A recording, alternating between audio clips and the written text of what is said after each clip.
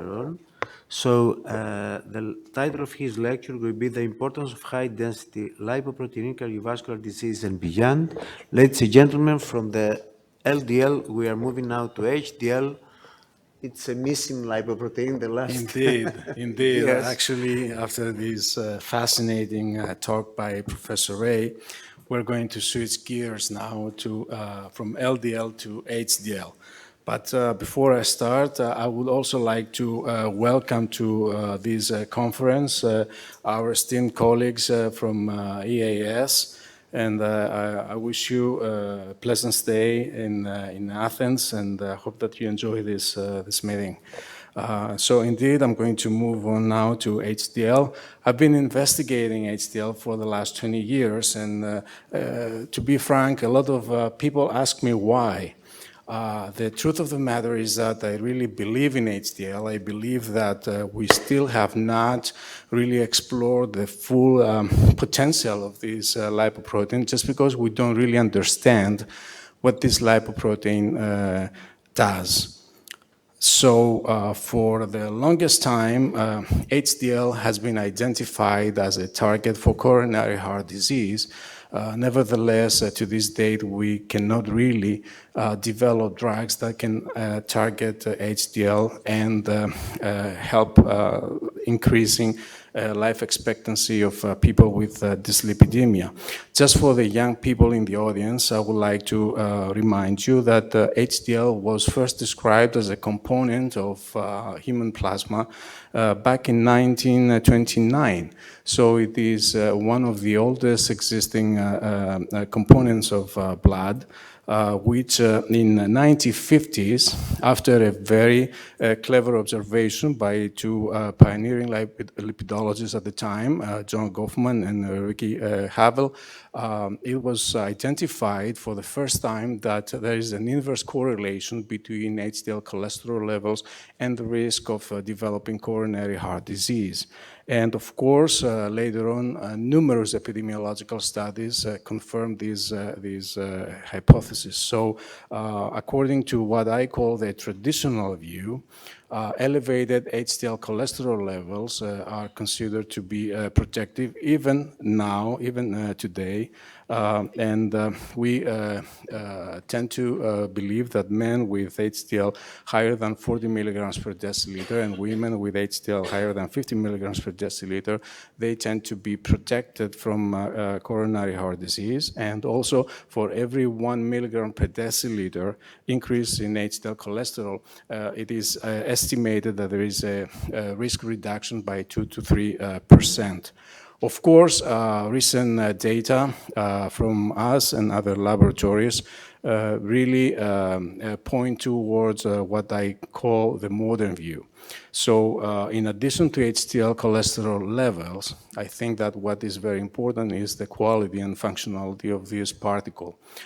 So depending on the properties that this particle may have, we may have atheroprotective HDL, but at the same time, if HDL is not functional or it doesn't have the proper composition, we may have no atheroprotection, or we may even have proatherogenic HDL.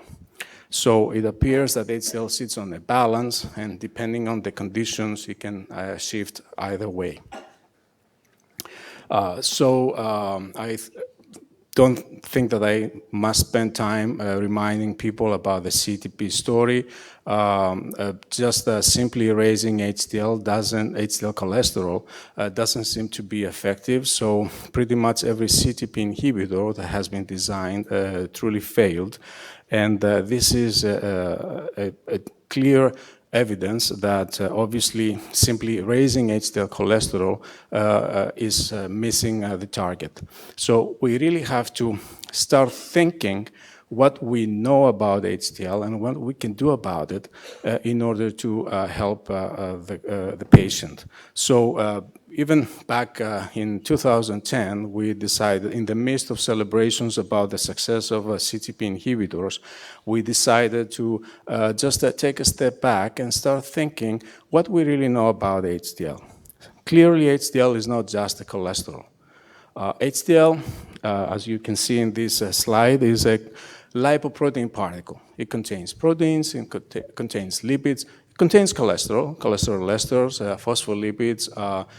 So it is rather an assembly of different components, and cholesterol is just one of these components. Also, we know that this lipoprotein comes in various sizes and shapes. So we have small HDL, we have large HDL, we have discoidal, we have spherical, and depending on the composition of this particle, we also have different properties. So HDL may promote what we call reverse cholesterol influx.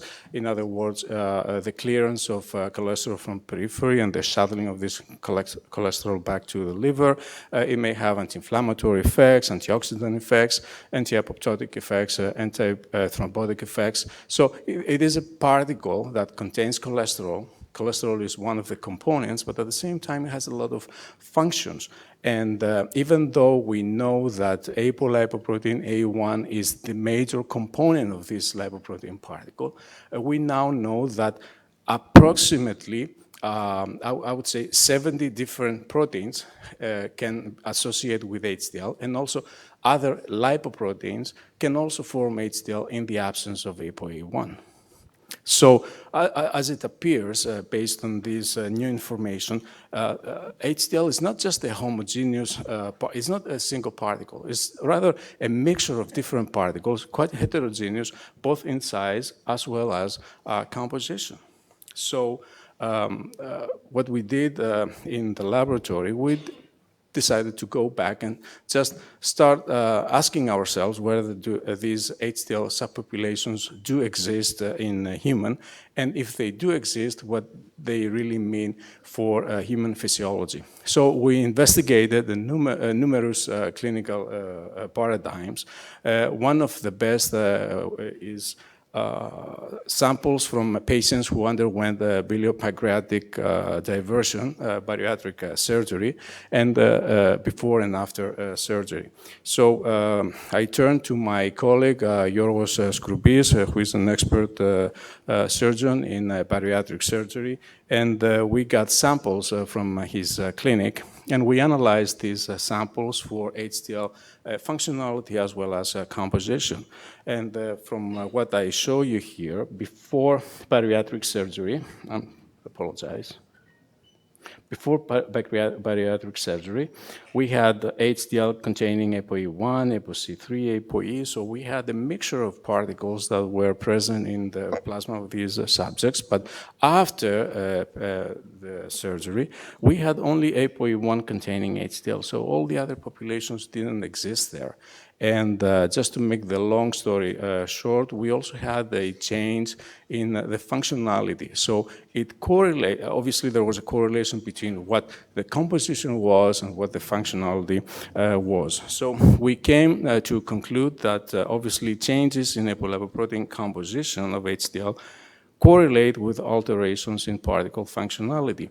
But obviously this was just an observation. So we wanted to really establish this, and we turned from humans back to animal models, and we asked another question: how can we influence HDL particle functionality by modulating apolipoprotein content? So in this set of experiments, long experiments, many years, maybe the last 10 years we've been working on these studies, we ask how, for instance, ApoA1, ApoE, ApoC3, and ApoE2 may influence the structure and the functionality of HDL particles, simply because we noticed from these clinical paradigms that we had these populations, and depending on the relative content of these populations, we had different functions. So we did a gene transfer of these apolipoproteins to experimental mice. We isolated HDL from these mice. And because it is the simplest thing to do, instead of looking for people who might be overexpressing ApoE or ApoE1, it's a lot easier to turn into experimental mice and do these manipulations. And we isolated plasma, and we analyzed the HDL of this plasma. So in the next set of slides, I'm going to present to you just the take-home message from this each of the analysis that we did, because I think that the experimental protocols are quite difficult and kind of hard to understand. So in the first set of studies, we first looked at whether the different apolipoproteins can attract different lipids. So we asked for the assistance of Anatol Contours, this gentleman here, a dear friend and a member of EAS. He's a seasoned lipidologist, and we asked if he can assist us with determining the lipidome of HDL depending on the type of apolipoprotein that was present.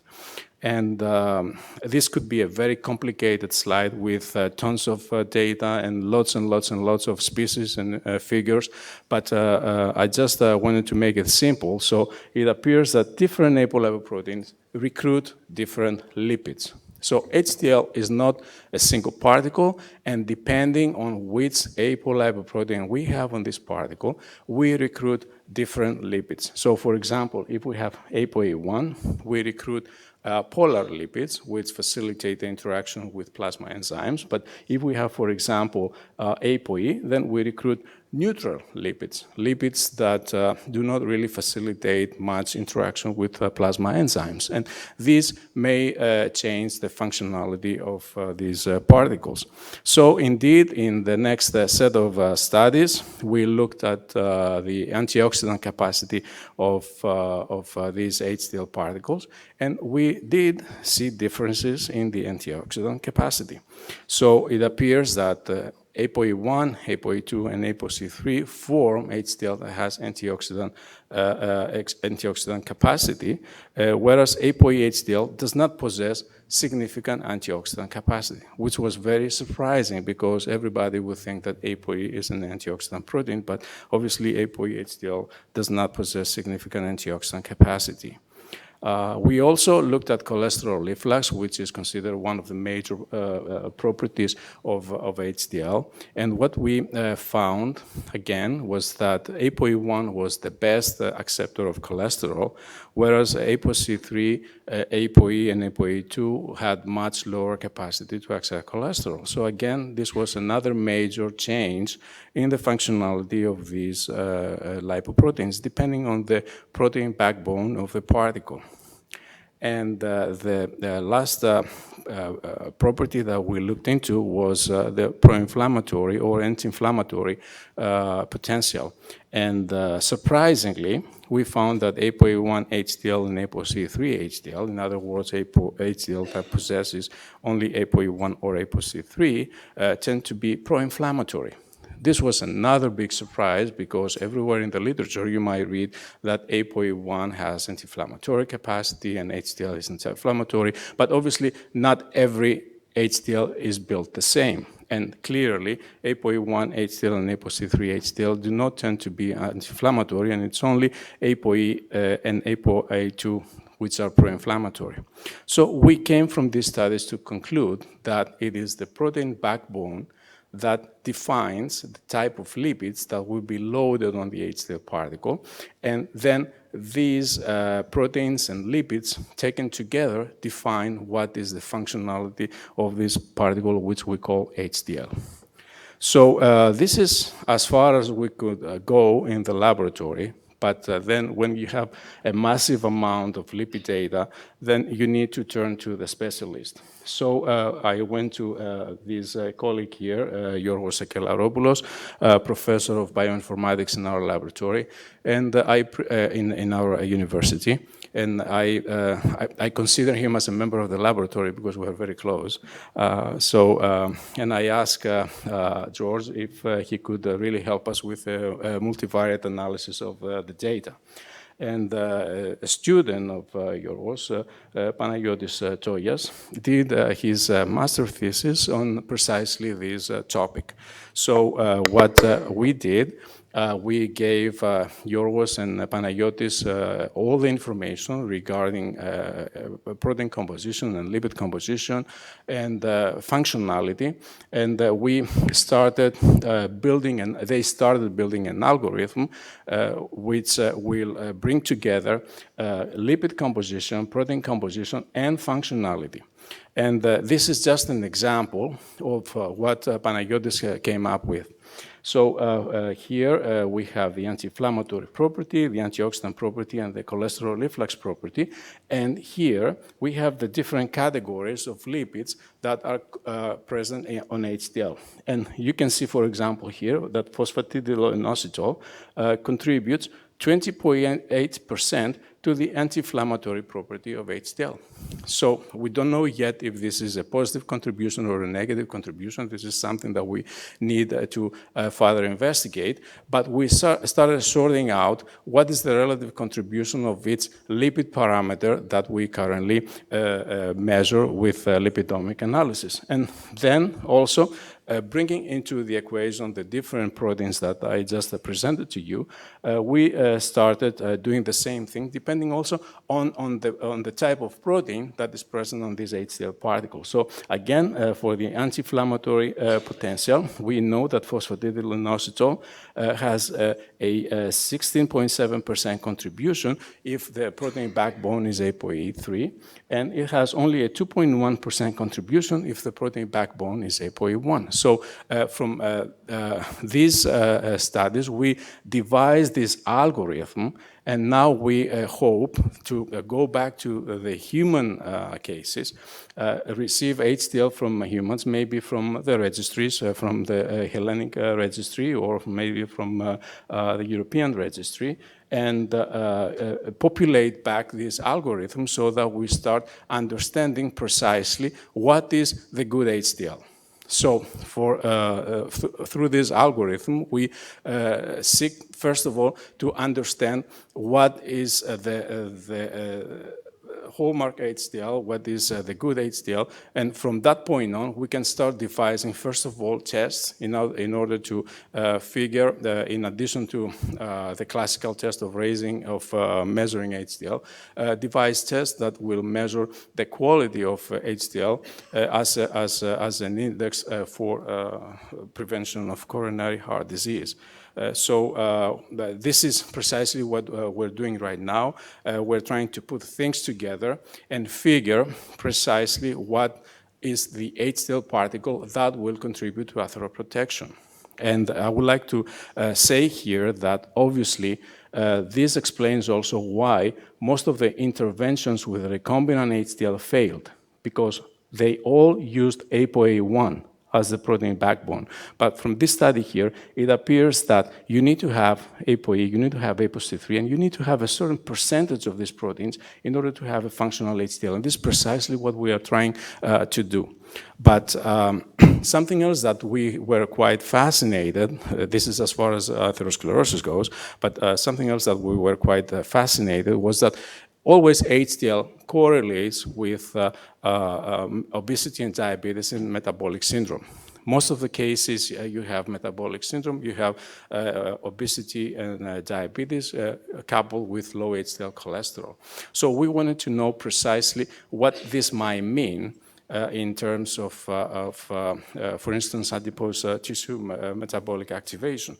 So Eva Xepapadaki, yesterday morning, presented her work, but I'm going to show this slide here, where when you feed mice with Western type diet, you expect to see an increase in thermogenesis in white adipose tissue. You activate metabolically white adipose tissue towards fat burning. But if you don't have ApoE1, which is, as I said, the backbone protein of HDL, or if you don't have the LCAT enzyme, which is the enzyme that maturates HDL and converts discoidal HDL into spherical, then you ablate precisely this induction. So you don't have any more thermogenesis, and this is why these animals tend to be more obese. So there might be also an etiological relationship between HDL and the development of obesity, and this happens only in white adipose tissue, not in brown adipose tissue. And more recently, we know now that ApoE1 doesn't do this just by itself, but it requires ApoE.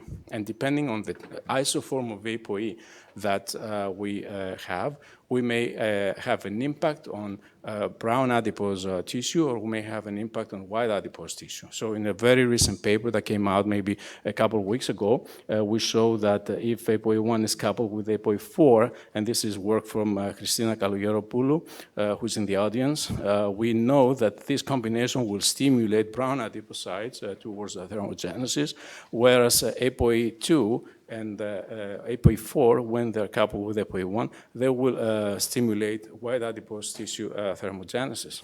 So it turns out that maybe HDL has a more central role in metabolic diseases in addition to contribution to atherosclerosis. And I would put it into a more, I would say, central position in relation to obesity, non-alcoholic fatty liver disease, diabetes, and bone metabolic disorders, which we have some data, but I didn't get the chance to show you.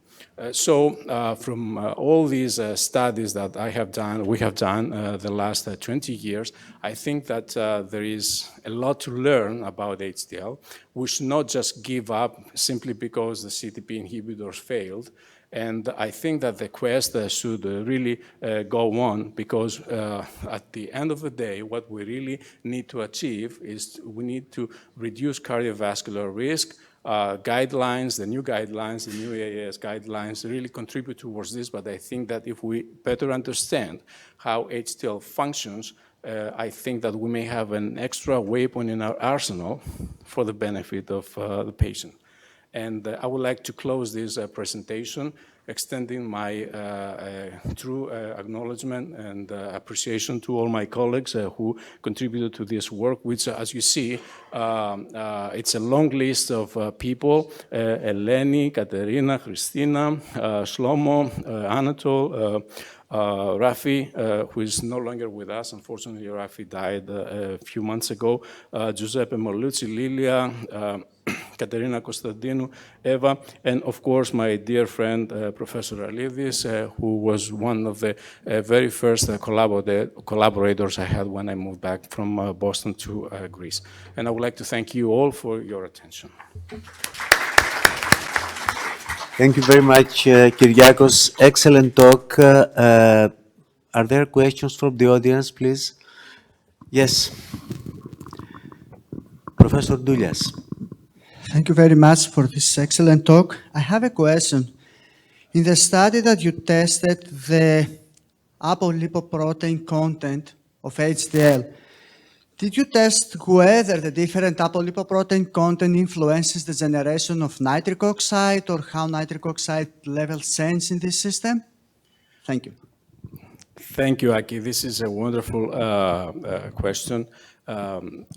No, the answer is no, and this is why I want to talk to you, because I know that you are an expert in the field, and it would be nice to join forces, because I would like to know not only if nitrogen monoxide production is affected, but also if a lot of the enzymes, as you presented very nicely in your talk, are modified depending on the type of lipoprotein that is on the protein cargo of HDL. So, but thank you very much. Yes, please, Amin.